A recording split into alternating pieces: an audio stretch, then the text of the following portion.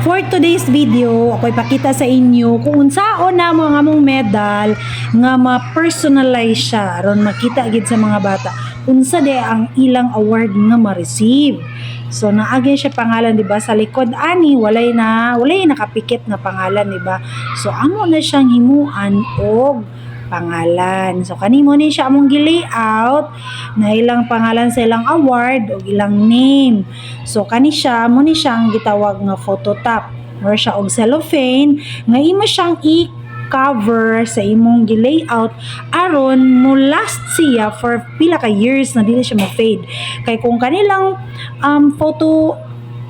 photo paper sticker ang imong ginaprintan na dinhi mo butangan sa photo top, mag-fade siya as years go by. So ingana ka ko ano ko tino kay amo sang palanggaon ang among mga anak kay aron dili mag-fade ang pangalan sa ilang medal. So ingani ang buhaton.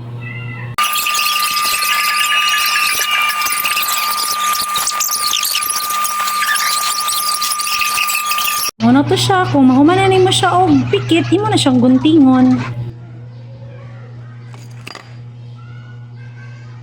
So imong tangtangon ang sticker, ang cover sa sticker, o imong ipikit sa imong medal. So this is it. Sinaw siya tan-awon og mas tingkad ang color.